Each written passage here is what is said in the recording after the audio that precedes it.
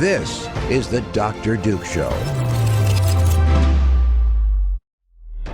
Hello, everyone, and welcome to the Dr. Duke Show. I am Dr. Duke, and I am joined by Vicki McKenna. Vicki, as always, really good to see you. Great to be here, Duke.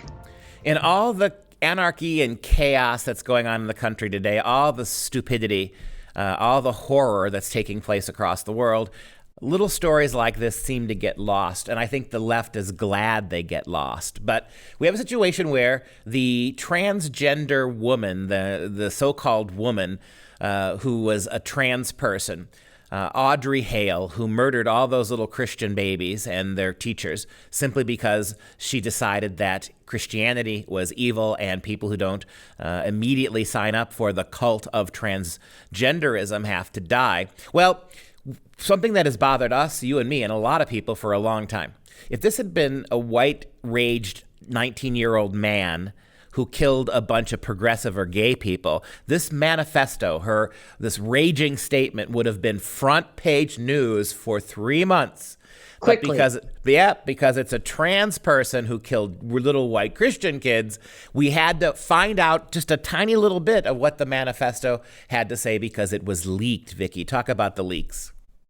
The leak, which was exclusively to the Steven Crowder show, so kudos to him, featured 3 pages of the manifesto. And what it is a vicious, violent, vile screed. It's very organized, by the way, but a vicious, violent, and vile screed against white people and white children. Kill those crackers. Kill those cracker kids. I hope I have a high death count.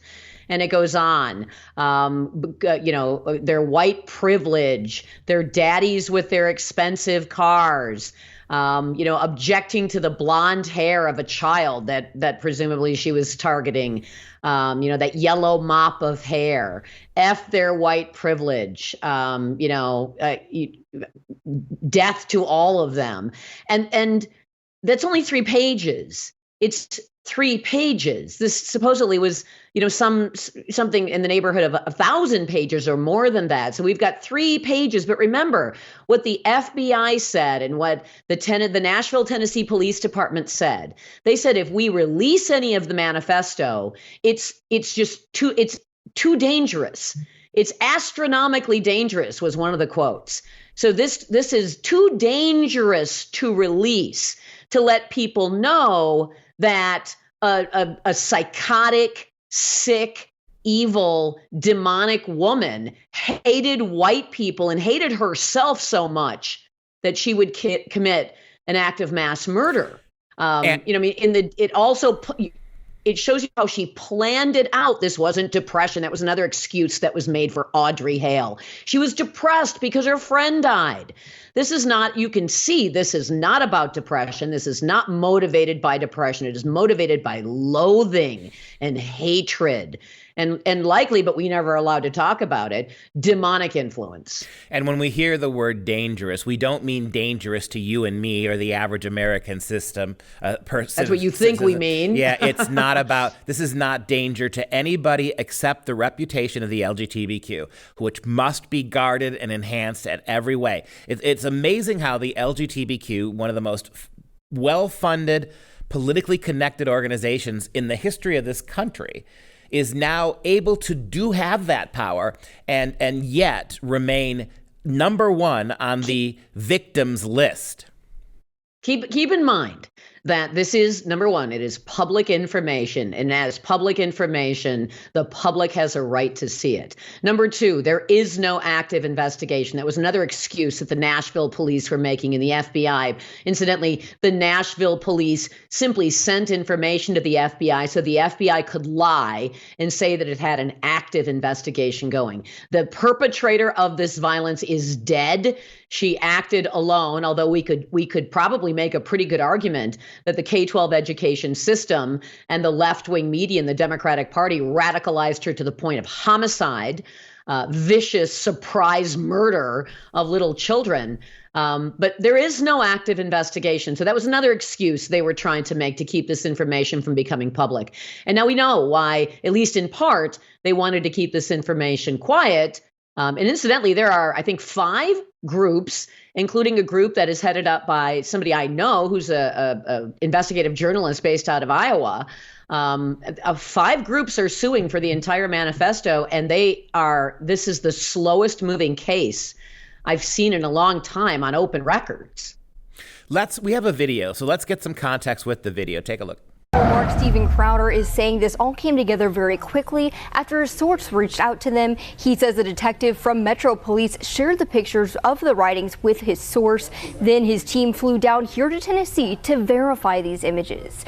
Just in the last hour, Metro Police said that these were not, quote, crime scene photos. However, we followed up and they could not say whether one of their detectives took these pictures, as the commentator claims. Now, those 3 pages don't explicitly give a motive, but one dated March 27th says the day has come and Hale was, quote, ready. Another page dated February 3rd referenced white privilege and used a derogatory term towards the children, including a slur towards gay people. A final page provided a schedule which didn't match the times exactly of the attack. However, today Crowder stands by these documents, saying police should be able to confirm that they are authentic.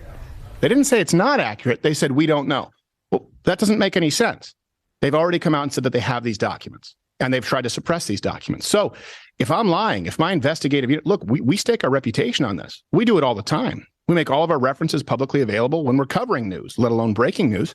If it's not real, I should be admonished. I should be called to the mat, and you shouldn't trust a word that I say.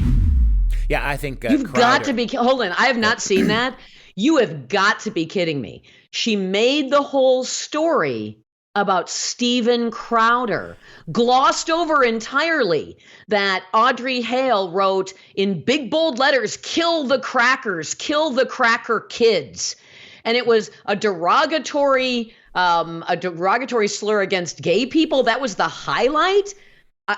And Stephen Crowder maybe not authenticating these documents. They are authenticated. Incidentally, the mayor of Nashville has called these documents authentic as well. But the whole story about whether or not Stephen Crowder had the information, you've got to be kidding me. We don't know what the motive is. The documents didn't tell us what the motive is.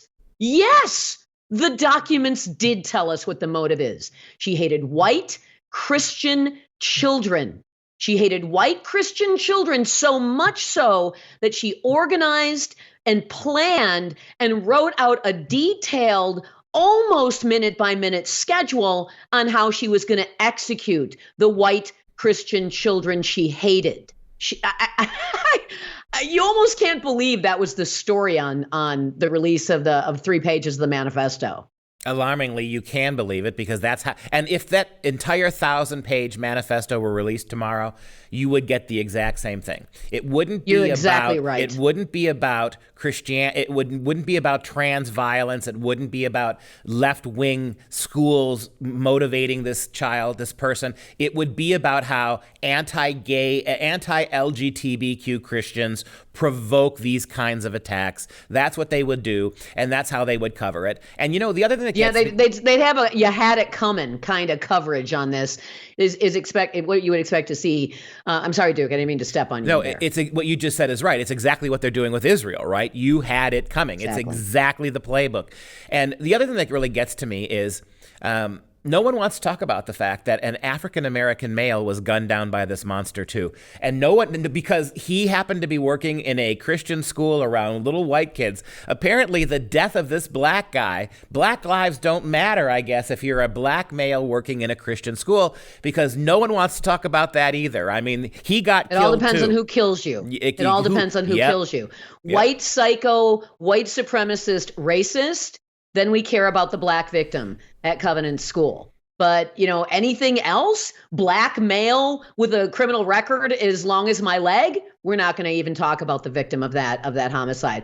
Transgender person who declared herself transgender and pretended that she was a man shooting a black man. No, we're not going to talk about that either. Anti-Christian bigotry, we're not going to talk about that. Anti-white racism to the point of homicide. We're not going to talk about any of that, because those 3 pages don't give us any idea on what the motive was. Incidentally, something else too, if you haven't seen the pages, Steven Crowder has posted them on his website. They're all over the social media, not the media, but social media. You can see how detailed and organized she was. She was not somebody who was delusional. She was not somebody who was having a break with reality. She actually wrote down, eat breakfast. Get stuff, get the belongings that are meaningful to me, like a stuffed animal that she had. It was all written down. Put guns in trunk. Put ammo in trunk. I can't believe the day has arrived, she writes, after originally writing out her schedule in February, I believe. And then on death day, in big bold letters at the top of a page of spiral notebook paper, death day. I can't believe the day is here. I'm scared, but also very excited. There's in 3 pages, there is a lot of information and motive. Certainly a place to start, if nothing else. Yeah, and there's no doubt, like what you pointed out, not only does this look bad because she's not insane, it's also, why can't the left even throw us a bone? If you want to pretend like you care, the left, at least blame it on toxic masculinity, right? I mean, say, well, this is what happens when young girls want to emulate violent men or want to identify as men. I mean, at least blame someone. Right? How much testosterone was coursing through her as well? I mean, here's another thing that I'd like to see more information on, because she supposedly was under mental health care, which I think is just a way to say that you are going to spend, an enormous amount of money so that pharmaceutical companies can get very wealthy and never get better. I think that's generally what being under mental health care treatment means. Indeed, I think it's probably what it meant for Audrey Hale. But how much testosterone was she using? Was she combining it with SSRIs? Where did she learn all of this hatred toward white people, which had to also be processed as self-loathing because she was white as the driven snow? So where did she get all of this? Why aren't we talking about the sources of information she was accessing? How about Joe Biden's Dark Brandon speech, where he spent 90 minutes decrying white people, Christians, and conservatives? How come if the script were flipped and Donald Trump had given a speech, then we'd be blaming Donald Trump. I mean, for heaven's sakes, we blamed Sarah Palin for 3 years for putting let's target these Democrat, image on her Facebook page. So this is one of those ways that you can actually process, easily see how obvious and offensive and insulting the double standard of media coverage and rhetoric is in this country. We are so far gone that the media has made this story about the police officers who leaked it rather than the contents of what was released. The police officers leaking it and the investigation of that should be something that's buried on page, A19 if you've got a newspaper that actually produces that much content. Yeah, and the look around the world, we mentioned the parallel between how this is being handled, how you got these college kids protesting on the side of Hamas, LGTBQ kids protesting to side with Hamas, which is ironic as hell, given that Hamas is dedicated to eradicating all perversions, incling homosexuality. Yes. Yeah, so we're going to take a break now. There's some fun video of that. There's some fun video out there of Islamic women dressed in the full hijab, who are chewing out a transgender man when he's looking for their support at a pro-Hamas rally. And they are just looking at him going, no, that's perverted. No, we don't support that. No. And he eventually sort of slinks off. Queers for Palestine. Woohoo! But you're right. There was another parallel story here that happened just a couple of days ago at a pro-Hamas rally in Ventura County, California. There was a pro-Israel rally, pop-up pro-Israel rally. Some folks, a lot of them Jewish, stood to defend Israel against the calls for genocide in Israel. And a man was hit by a pro-Hamas protester in the head with a megaphone. He fell backwards, cracked his head, blood all over the sidewalk, eventually died a few hours later of a cerebral hemorrhage. The news would not call, the police called it a homicide. The news said a counter protester dies at rally. Nobody in the head, not ABC, CBS, I think CBS hours later corrected it after everybody had shared the original headline. Nobody said that that man was attacked, hit, and the responsibility of his death is because of what a pro-Hamas protester did. Because we don't want to have we want to have the only people who are violent be the people who stand with Israel. We want the only people violent in America and dangerous in America are MAGA Republicans or conservatives or those terrible traditional Catholics who go to Latin Mass. Because if we allow people to process the truth of what's really dangerous in this country, of what's really killing off America, its unity and our culture, if we let people process that, they're not going to let it keep going on. We're going to take a break now and come back with another story. Maybe the origins on this next story would explain kind of where we are in the world today. We have a teacher who says, "Hail Satan" to students while waving a pitchfork. We'll be right back.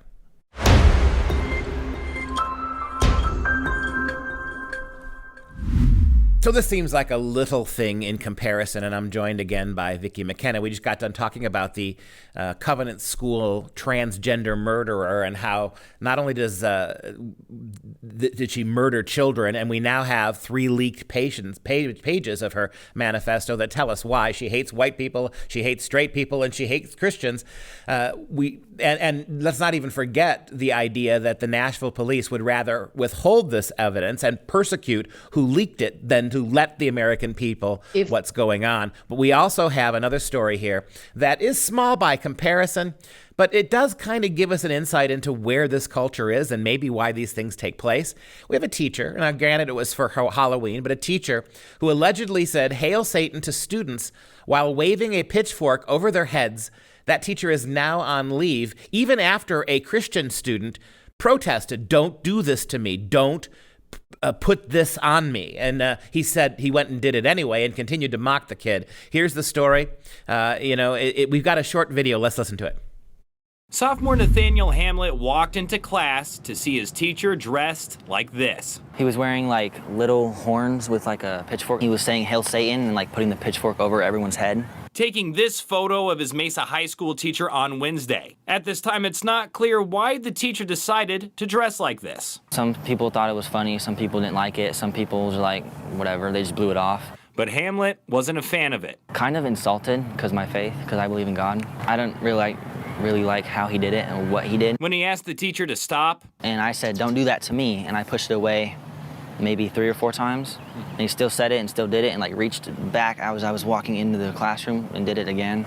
Hamlet then told his dad, Chris, a former Mesa Public School Board candidate, about it. Of course I was livid because I am a Christian as well, obviously. What really tipped it over for me is he kept telling him no, and the teacher kept persisting. Chris then called the principal to report what happened. Both believe what the teacher allegedly did in school was not appropriate. I don't think it's okay, joking or not. If you're going to keep the Christian stuff out, then you got to keep the devil worshiping stuff out. The next day, that teacher was placed on paid administrative leave.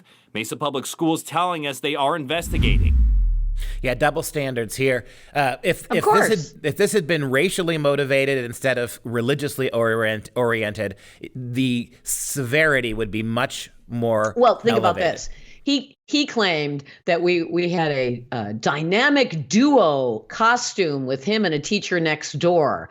By the way, Wednesday, when this story was not Halloween, just in case anyone's saying, well, it must be Halloween. No, it was a week. I think it was a week before Halloween. But the teacher next door was dressed as an angel. And you think she was walking up to people and saying, can I get you to praise God with me? Everybody, let's praise God. Was she walking around quoting scripture? Was she walking around, talking about communion or blessings or baptisms? Was she doing any of that? And especially if somebody would have said no, she was doing none of that.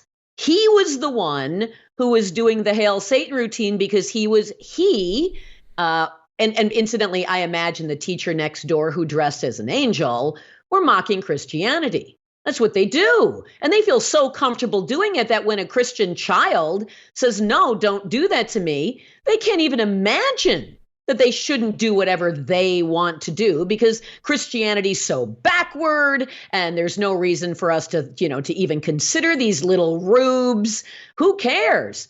I hope the guy gets fired. I'd be surprised if he did. I'm guessing that at best he's allowed to quit, that he's not going to have that note on his record. Notice we do not know his name, and that he is going to be hired at another school soon. Right, and probably for more money. The teacher for more money. Yeah, the teacher actually told a news station that it was Halloween Spirit Week, adding that the theme was dynamic duos, as you pointed out, and the teacher next door was wearing an angel costume. Quote, this is the quote, "Participating in Spirit Weeks like this is a way for me to engage with my students and bring fun to my classroom," he told the station. "It's truly not any more complicated than that." Well, it kind of is, and I love it. It is, dude. Spirit weeks, right? I think what he means to say is this is the week we have spirit for the school, but Spirit Weeks strikes me as a fun double entendre, right? Because we're attacking certain spiritualities and seeming to promote others.